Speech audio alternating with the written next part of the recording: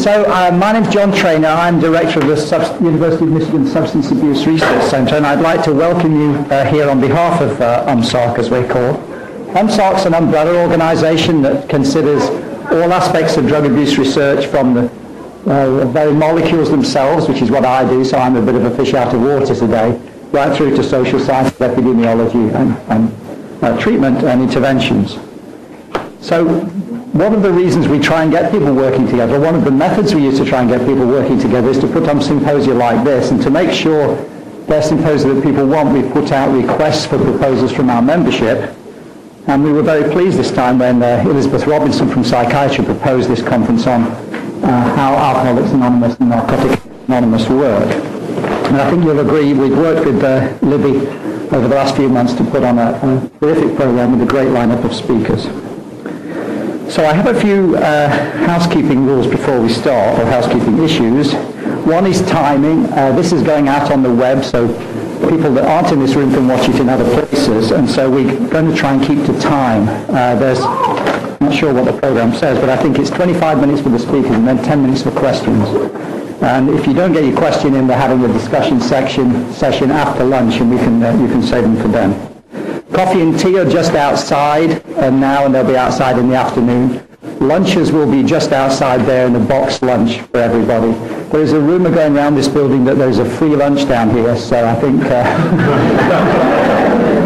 unless we're quick, we might all be gone. So unfortunately, it's going to slow things down, but Jack is going to have to pick off your name again, otherwise it'll all be gone. I don't know how that rumour started. For those of you that want continuing education credits, medical education credits, social work credits, then again you can see Jackie later on in the day. She has the forms for that. We also have a form we would like you to fill out during the day. They'll be available probably during the coffee break or the lunch break, just saying how you liked this meeting and a few comments on it. This is necessary for two reasons. One, we're it doesn't say it there, but one, we're a unit of the Office of the Vice President for Research at the University of Michigan, and they like to know that we're spending their money wisely. So if you put that you didn't like this at all, that's not going to go down very well. So we'd like a few positive comments.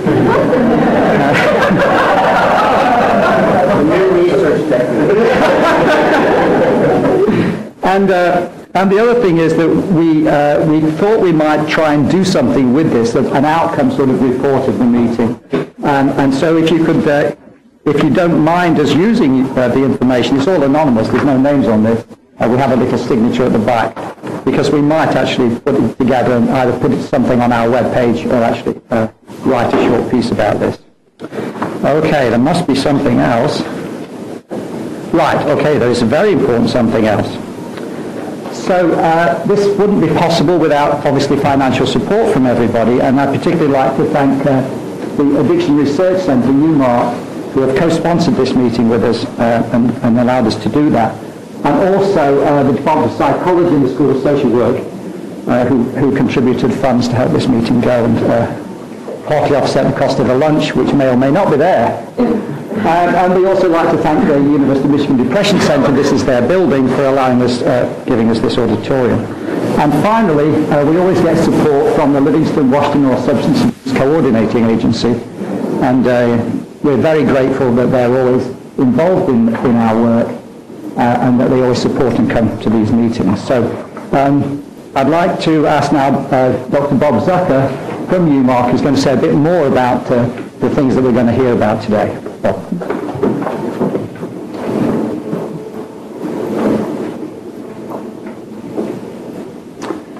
Again, I'd like to welcome all of you to this meeting, and I'd also like to especially thank Libby Robinson, who organized it, who conceptualized it, who saw to putting the list of speakers together, and who has over more than a decade been in some ways the sole voice on this campus that is focused on the issues of AA and more generally mindfulness and spirituality. And she's been a constant source of research and advocacy, and also integration of this into clinical practice.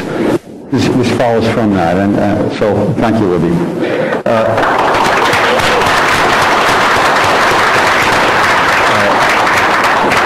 there's a number of ways that this is an important meeting. When I reflected on whether it would be possible to have something like this 10 or 15 years ago, I realized it wouldn't be. Because interest in AA was a side issue, a bywater, something that a few people who perhaps were recovering, perhaps not, who were interested in religiosity, were interested in, and that was it.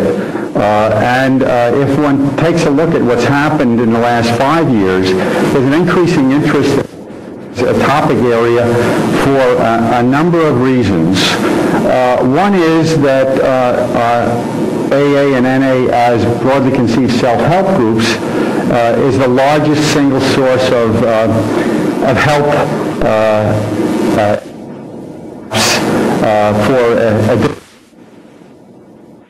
probably worldwide. And about 2/3 of the people who attend these meetings forms of treatment. So there it is. The question about why it should be of appeal to such a broad range of people is a deeply important one that perhaps we'll get some more understanding of today.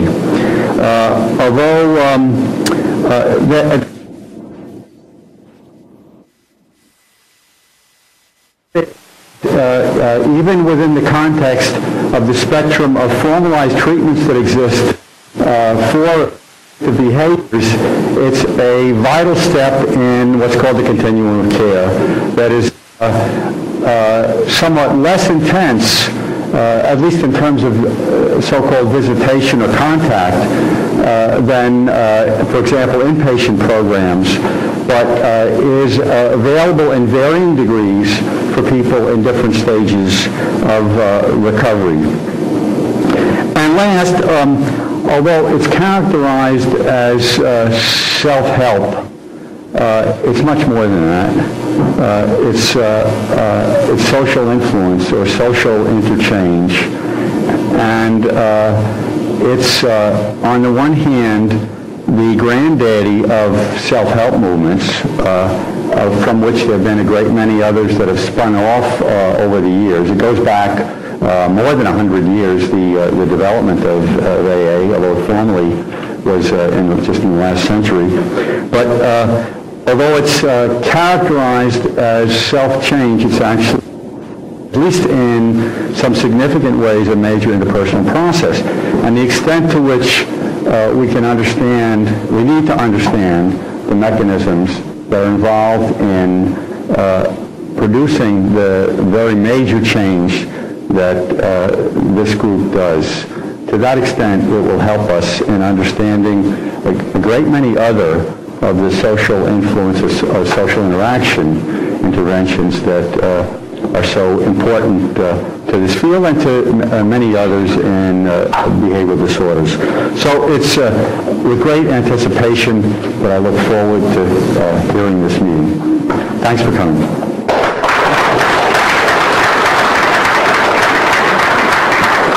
Okay, so Libby Robinson introduced the speakers, and I guess we get started. Thanks very much, everyone.